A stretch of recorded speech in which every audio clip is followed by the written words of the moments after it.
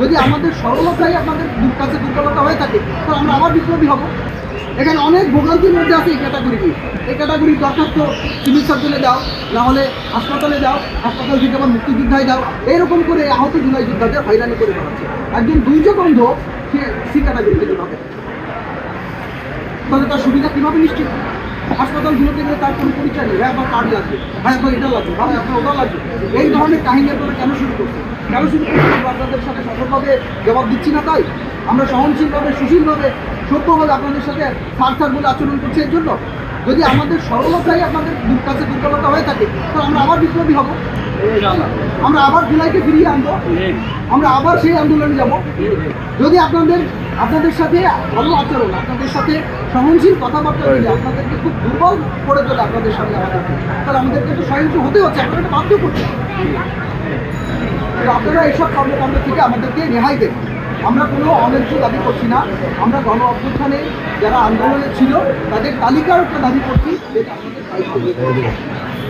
আমরা এখানে বলতে চাই। আজকে এখানে শহীদের পরিবার আসছে, যারা তালিকা আসতে পারেনি, আপনি চিন্তা করেন শাওন তালুকদারের বাবা, সে ডায়াবেটিসে তার একটা মাত্র ছেলে ইনকাম করতো, সেই মারা গেছে। এখন সে 1 বছর ধরে কীভাবে চলতে, সেটা কি সচিব বুঝে? বিপ্লব তো আমাদের হয়, বিপ্লব হচ্ছে সচিবদের। তারা তো ঠিকই ঘরের মধ্যে খেয়ে দিয়ে ঘুমাচ্ছে আর অফিসে আসছে, 5টা বাজলে তাদেরকে খুঁজে পাওয়া যায়। কিন্তু শাওন তালুকদারের বাবার তো রাত 10টার সময় খালি পেটে গেছে। তাহলে এই জিনিসটা আপনারা কেন দেখতেছেন? এটা আপনাদের দায়িত্ব। এই দায়িত্ববোধের জায়গা থেকে যদি আপনারা এই কাজ না করেন, আমরা আজকে এখান থেকে হুঁশিয়ারি দিয়ে বলছি, বৈষম্যবিরোধী ছাত্র আন্দোলন এই শহীদ আহতদের পাশে সবসময় ছিল, এখনও আছে, থাকবে, কাজ করে যাবে। এবং ইনশাআল্লাহ আগামী 20 জানুয়ারির মধ্যে আমরা যাচাই বাছাই কমিটির মাধ্যমে জেলা প্রশাসককে যে তালিকা দিয়েছি, সেই তালিকার চোর পুলিশ কেন্দ্রটা কি আমরা যাচাই বাছাই করে ওখানে লিখে দিয়েছি যে এটা আহত, এটা গুলি করতো।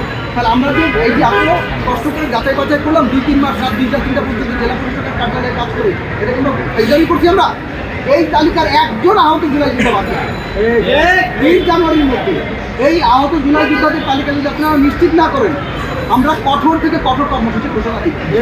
কিন্তু আমরা সেই কর্মসূচির কী করবো আপনাদেরকে বলবো না, যাতে আপনারা প্ল্যানটা নিতে পারেন। কিন্তু সেই কর্মসূচি খুব খারাপ হবে। বৈষম্যবিরোধী ছাত্র আন্দোলন সহ বাংলাদেশের সকল আহত জুলাই যোদ্ধা এবং শহীদ পরিবারকে নিয়ে কর্মসূচি পাঠিয়ে, আর এই কর্মসূচি এত কঠোরতর হবে তখন আপনারা বুঝবেন। আর আমরা গিয়ে এবার বলবো না যে উপদেষ্টাদের পদত্যাগের দাবি চাই, উপদেষ্টাদের পদত্যাগ করাবো। যে উপদেষ্টা এই দায়িত্বে আছে এবং যে উপদেষ্টা এই দায়িত্বে হেলামি করবে, নট অনলি এই উপদেষ্টা, কোনো উপদেষ্টা এই ইন্টারিম সরকারের সময় কোনো উপদেষ্টা যদি এই আহত জুলাই যোদ্ধা শহীদ পরিবারকে নিয়ে কোনো ধরনের চিনিমিনি খেলার চেষ্টা করে, কোনো ধরনের অবহেলার চেষ্টা করে, তাহলে তার কিন্তু কোনো নিস্তার নেই।